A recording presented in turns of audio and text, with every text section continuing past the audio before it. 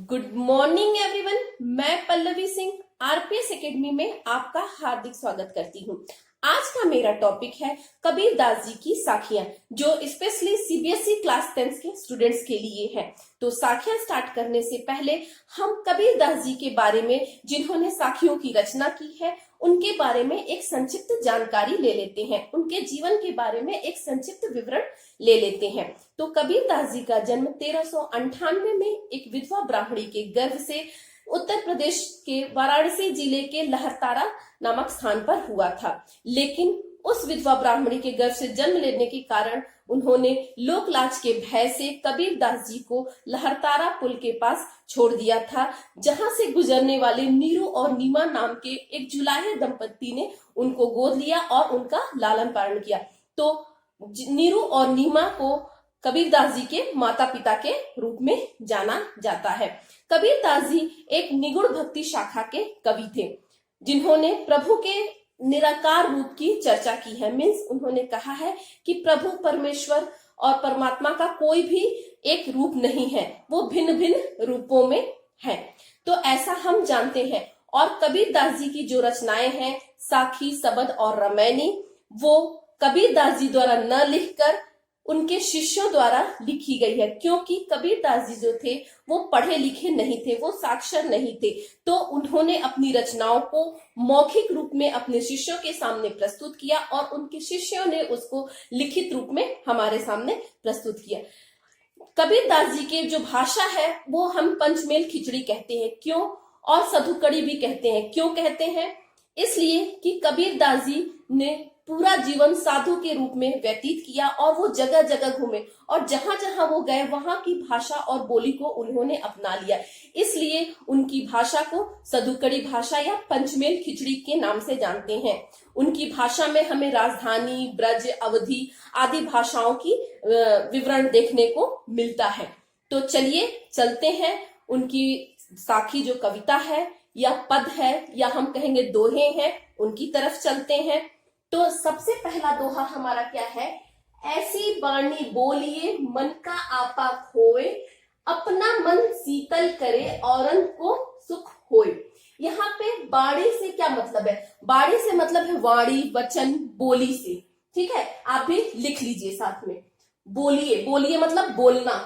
मन मतलब हमारे मन को। आपा मतलब अहंकार। खोई मतलब खोना। शीतल मतलब क्या होता है? ठंडा।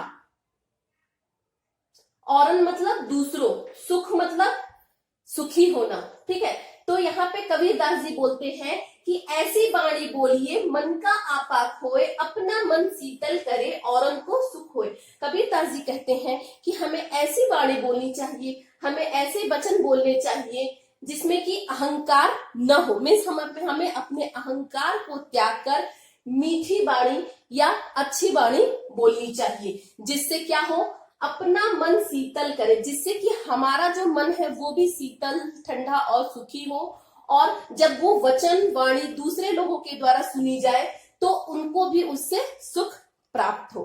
ठीक है, तो जैसा कि मैंने पहले ही बोला था कि ये सीबीएसई क्लास 10 के स्टूडेंट्स के लिए है, उनके लिए सप्रसंग व्याख्या करने को आता है। तो सबसे पहले आप लिखेंगे प्रसंग क्या है। तो प्रसंग मैं बताने जा रही हूँ। प्रसंग ये कि यह कविता हमारी पाठ्य पुस्तक हिंदी स्पर्श भाग 2 से ली गई है। इसके कवि कबीरदास जी हैं। ये आपको हर एक पद के साथ लिखना है। अलग क्या लिखना है? अलग जो तीसरी लाइन लिखनी है उसमें इन 2 लाइनों का सारांश रहता है। क्या रहता है? तो इसमें इन प्रथम 2 लाइनों का सारांश ये है कि इसमें कबीरदास जी ने मीठी बाणी बोलने के लिए कहा है। तो इसकी व्याख्या कैसे लिखेंगे? इसकी व्याख्या लिखेंगे कि कबीरदास जी ने जो संसार के लोग हैं उनसे कहा है या उनको बोला है कि हमें ऐसी बाणी बोलनी चाहिए जिससे हमारे अहंकार की झलक न मिलती हो। मीन्स हमें अपने अहंकार को त्याग कर ऐसी मीठी बाणी बोलनी चाहिए जिससे हम तो सुखी हो ही, हम तो खुश हो ही, हमारे सुनने वाले जो है, हमारे वचन और बोली को जो सुनने वाले हैं वे दूसरे लोग भी खुश और सुखी हो। तो ये हमारी प्रथम 2 लाइन है या प्रथम साखी हम कह सकते हैं। दूसरी साखी क्या है? कस्तूरी कुंडली बसे मृग ढूंढे बन माही, ऐसे घटी घटी राम है दुनिया देखी नहीं। यहाँ पे कस्तूरी एक हिरन की प्रजाति को बोलते हैं, और मृग मीन्स क्या होता है, हिरन होता है। कुंडली मीन्स नाभि, बसे मीन्स बसना, ढूंढे मीन्स ढूंढना, वन मीन्स वन, और माही ऐसे मीन्स इस तरह, घटी घटी मीन्स कण कण, राम मीन्स प्रभु ईश्वर को, परमेश्वर को, परमात्मा को कहा गया। दुनिया मीन्स संसार, देखे मीन्स देखना, नाही मीन्स नहीं। मीन्स यहाँ पे कबीरदास जी कह रहे हैं कस्तूरी कुंडली बसे मृग ढूंढे मन माही। कस्तूरी जो है वो मृग के कुंडली मीन्स नाभि में ही बसी हुई है, लेकिन वह उससे अनजान है। उसको ये पता नहीं है कि जो कस्तूरी है वो मेरी नाभि में ही विद्यमान है, और उसकी सुगंध में वो चारों तरफ वन वन मीन्स जंगल जंगल भटकता रहता है।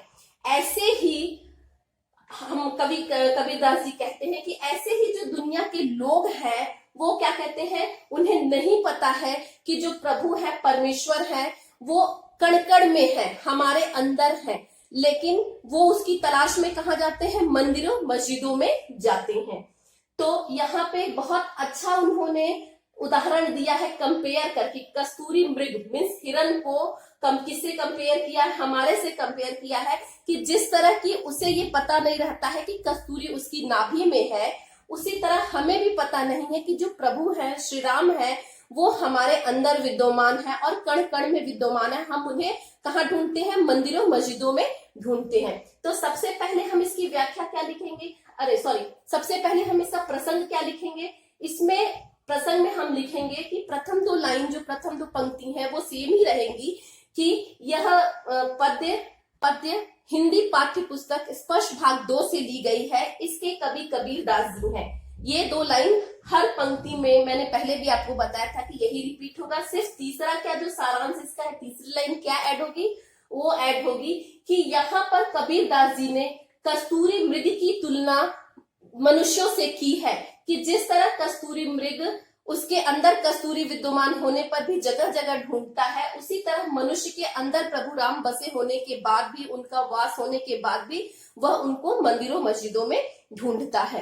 तो ये प्रसंग हो गया। व्याख्या किस तरह लिखेंगे, यहाँ पे व्याख्या लिखेंगे कि कबीरदास जी कहते हैं कि कस्तूरी मृग के नाभि में कस्तूरी विद्यमान होने के बावजूद भी वह उसकी खुशबू को सूंघता है और उसे वन में जगह जगह, जंगल में जगह जगह ढूंढता है। उसी तरह मनुष्य भी उसके अंदर प्रभु श्री राम या प्रभु का वास होने के बावजूद भी वो उसे मंदिरों मस्जिदों में ढूंढता है।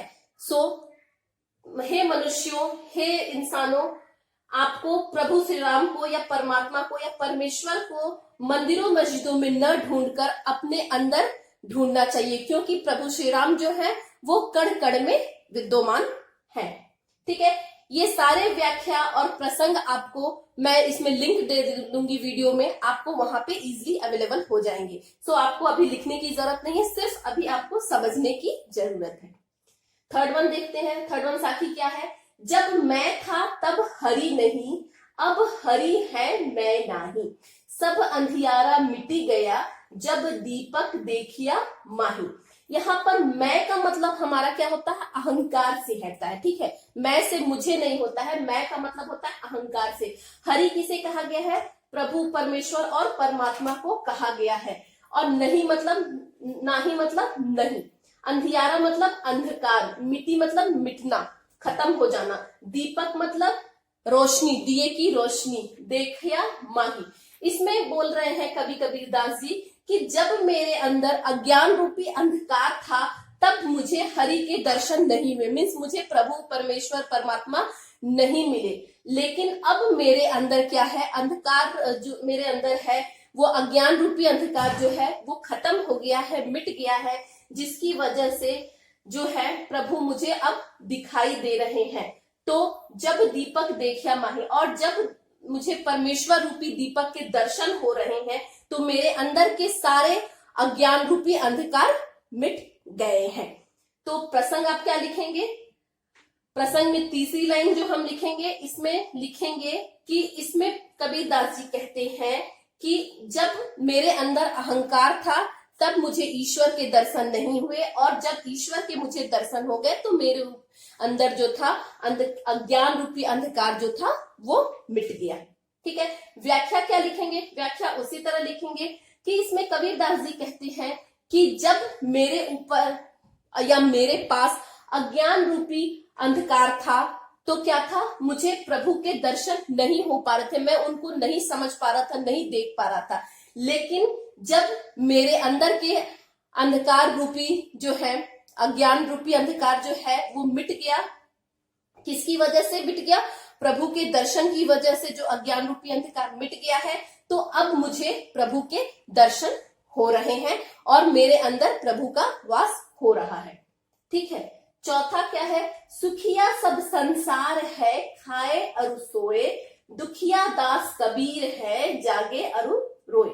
अब इसमें सुखिया मतलब क्या होता है? सुखी रहने वाले इंसान। संसार मतलब दुनिया, खाए मतलब खाना, अरु मतलब और सोए मतलब सोना, दुखिया मतलब दुखी रहने वाले, दास कबीर, अपने को कबीरदास जी कह रहे हैं यहाँ पे। जागे, जागे मतलब जागना, अरु मतलब और, रोए मतलब रोना। तो यहाँ पे कबीरदास जी क्या कह रहे हैं कि इस संसार के जो लोग हैं, सुखिया सब संसार है, इस संसार के जो लोग हैं वो अज्ञान रूपी अंधकार से को समझ नहीं पा रहे हैं, वो अंधकार रूपी अज्ञान में डूबे हुए हैं, जिससे सिर्फ वो क्या है, खा रहे हैं और सो रहे हैं।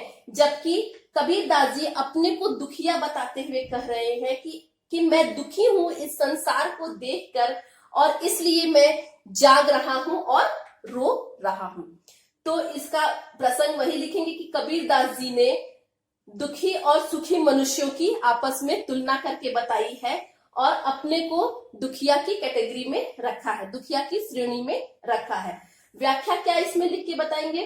व्याख्या लिखेंगे कि इसमें कबीरदास जी कहते हैं कि मनुष्य जो कि सुखी मनुष्य हैं, सुखी जीवन जीने वाले मनुष्य हैं, उन्हें वो अंधकार में, उनके अंदर अंधकार में डूबे हुए हैं, तो वो समझ नहीं पा रहे हैं कि सच्चाई क्या है, सच क्या है, इसलिए वे सिर्फ खा रहे हैं और सो रहे हैं, आनंदित हैं। लेकिन जो कबीरदास जी हैं वो देख रहे हैं सारी चीजों को, उन्हें परमात्मा का ज्ञान हो रहा है, इसलिए वो जो दुनिया के संसार के जो लोग हैं उनको देखकर दुखी हो रहे हैं, जाग रहे हैं और रो रहे हैं। तो ये हमारे प्रथम 4 साखियां हैं, उनका व्याख्या, प्रसंग सहित व्याख्या मैंने यहाँ पे दिया है। नेक्स्ट 4 साखियों का हम व्याख्या देखेंगे। तो चलिए अपने साखी 5 की तरफ चलते हैं, या पद्य या दोहे 5 की तरफ चलते हैं। क्या है? बिरह भुवंगम तन बसे, मंत्र न लागे कोई, राम वियोगी ना जीवे, जीवे तो बौरा होई। बिरह का यहाँ पे क्या मतलब होता है? बिछड़ना। किससे बिछड़ना? अपनों से बिछड़ना। ठीक है, भुवंगम मतलब भुजंग, सांप को कहा गया है। तन मतलब हमारा शरीर, बसे मीन्स बसना, मंत्र मीन्स न लागे कोई, मंत्र मतलब क्या यहाँ आता है? कोई भी उपचार। ठीक है, राम वियोगी ना जीवे, वियोगी मीन्स वही बिछड़ना, जीवे मीन्स जीना, ना मीन्स हम सभी जानते नहीं, जीवे तो बौराय होए, जीवे मीन्स जीना, बौराय मीन्स पागल। तो यहाँ पे कबीरदास जी क्या कहते हैं? बिरह भुवंगम तन बसे, मंत्र न लागे कोई, राम वियोगी ना जीवे, जीवे तो बौराय होए। यहाँ पे कबीरदास जी कहते हैं कि जिस तरह की हमें अपने से बिछड़ने के गम में हमारे ऊपर सांप जैसे लौटने लगते, मीन्स हम उसको सोच कर ही सांप जैसे हमारे ऊपर लौटने लगते हैं, जिसका कि कोई भी उपचार नहीं होता है, न तो दवा से और न तो मंत्र से। उसी तरह राम वियोगी ना जियो, उसी तरह जो राम से वियोग हमारा है और जो राम से मनुष्यों का वियोग होता है, तो एक तो वो लोग जीते नहीं हैं, जिंदा नहीं रहते हैं, और यदि जिंदा रह भी गए, जीवित रह भी गए, तो क्या हो जाते हैं?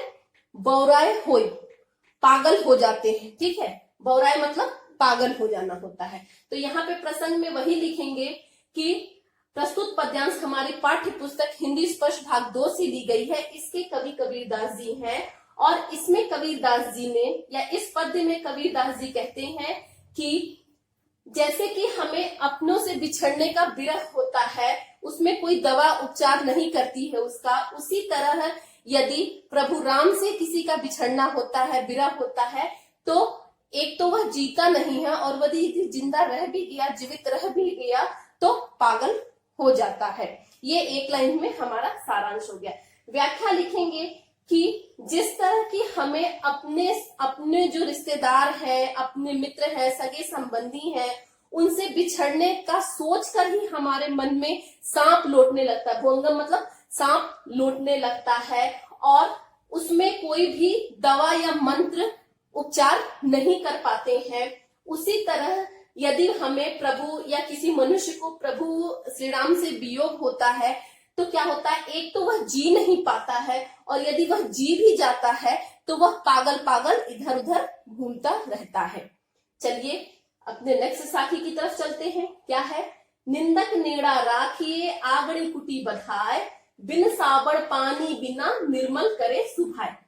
ठीक है, तो यहाँ पे निंदक मतलब क्या होता है, निंदा। ठीक है, नेड़ा निंदा करने वाला।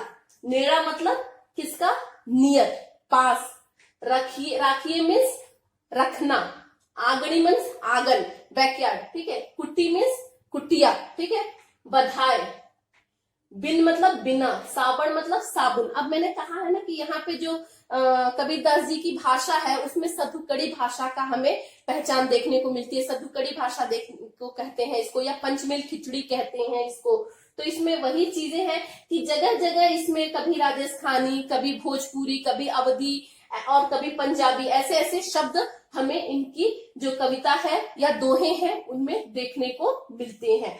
तो बिन मीन्स बिना, साबण मीन्स का मतलब यहाँ पे था साबुन, पानी मीन्स पानी, बिना मतलब आप सभी जानते हैं, निर्मल मतलब क्या होता है, स्वच्छ, करे सुभाए। ठीक है, सुभाए मतलब यहाँ पर क्या होता है, बिना पानी के स्वच्छ करना। ठीक है, तो कबीरदास जी क्या कहते हैं, निंदक नेड़ा राखिए, आंगन कुटी बधाए, बिन साबन पानी बिना निर्मल करे सुभाए। कबीरदास जी कहते हैं कि जो निंदा करने वाले हैं लोग, उन्हें हमें अपने पास रखना चाहिए। इतना पास रखना चाहिए कि यदि हमारे आंगन में जगह हो तो वहां पर उनकी कुटिया बनाकर उनको रखना चाहिए। क्यों रखना चाहिए, क्योंकि यदि हम उन्हें अपने पास रखते हैं तो बिना साबुन के और बिना पानी के हम स्वच्छ और निर्मल हो जाएंगे। क्योंकि वो बार बार हमारी इतनी आलोचना करेंगे कि उनकी आलोचनाओं की वजह से हमें हमारी कमियां नजर आने लगेंगी और हम उनमें सुधार करने लगेंगे। तो इसलिए कबीरदास जी कहते हैं कि जो निंदा करने वाले लोग हैं उन्हें हमें अपने पास रखना चाहिए। प्रसंग में भी सेम चीज यही लिखेंगे कि यहाँ पर कबीरदास जी ने निंदक जो व्यक्ति है उसको अपने पास रखने के लिए इसलिए कहा है क्योंकि वह हमें स्वच्छ और निर्मल बना देता है। व्याख्या लिखेंगे कि कबीरदास जी कहते हैं कि जो निंदा करने वाले व्यक्ति हैं उन्हें हमें अपने पास रखना चाहिए। अगर हमारे आंगन में जगह हो तो हमें उन्हें अपने आंगन में एक कुटिया और स्थान देना चाहिए, जिससे कि उनकी आलोचनाओं की वजह से हम बिना पानी और साबुन के स्वच्छ और निर्मल हो जाए। ठीक है, नेक्स्ट देखते हैं। पोथी पढ़ी पढ़ी जग मुआ, पंडित भया न कोई, एक आशिर पीयू का पढ़े सुपंडित होए।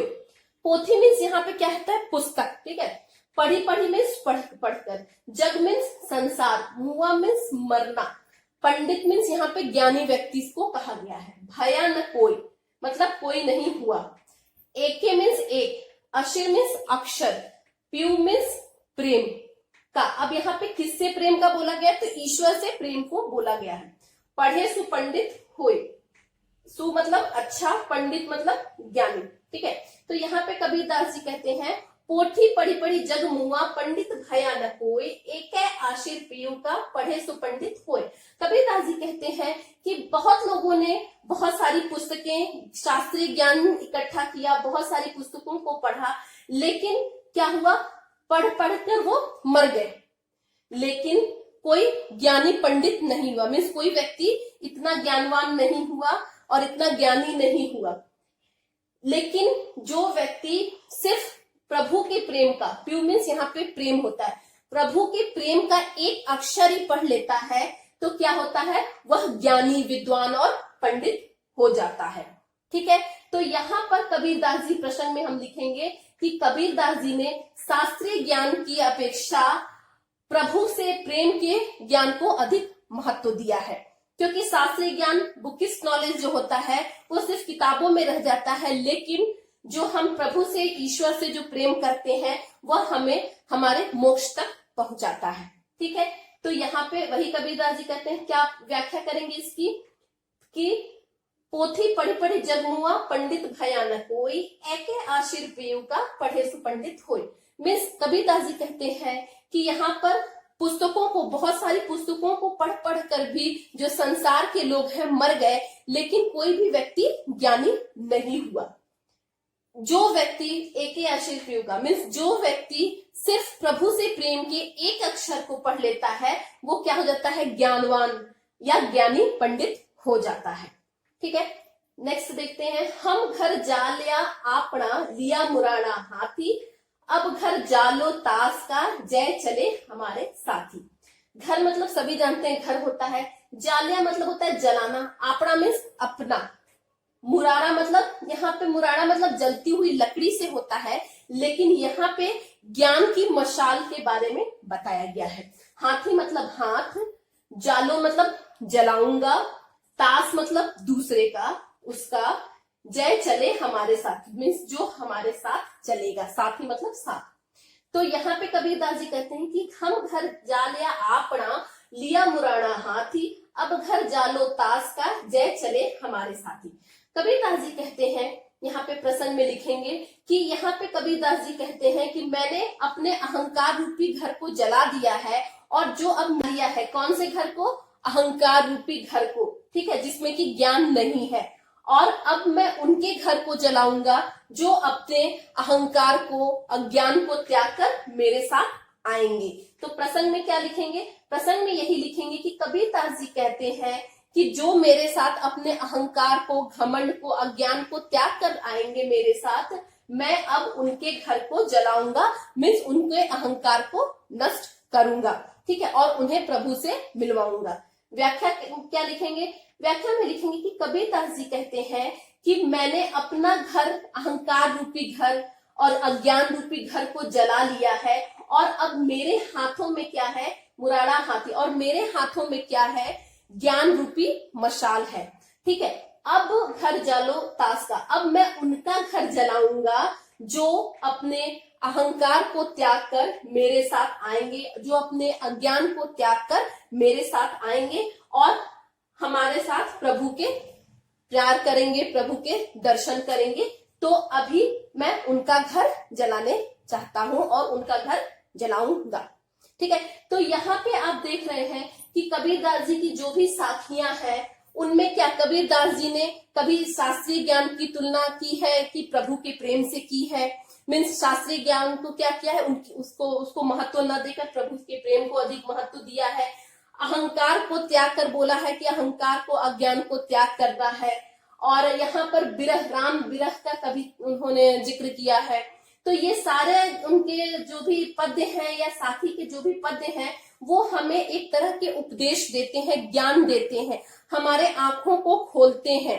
ठीक है, क्या इनके माध्यम से हमें जानते हैं कि प्रभु से प्रेम हमें करना चाहिए। शास्त्रीय जो पुस्तकी ज्ञान है उनको महत्व न देकर हमें प्रभु के प्रेम से अपना ध्यान देना चाहिए। तो कबीरदास जी के बारे में आपको ये अच्छे से समझ में आ गया होगा। सो आई होप आपको ये वीडियो पसंद आया होगा। सो यदि आप न्यू व्यूअर हैं तो इसे अधिक से अधिक सब्सक्राइब कीजिए, अपने दोस्तों को शेयर कीजिए, जो हाई स्कूल के सीबीएसई के छात्र हैं उनको शेयर कीजिए, क्योंकि उनका ये एक महत्वपूर्ण टॉपिक है जो कि उन्हें कभी कभी समझने में असमर्थता होती है। तो मेरे वीडियो को अधिक से अधिक लाइक कीजिए। धन्यवाद।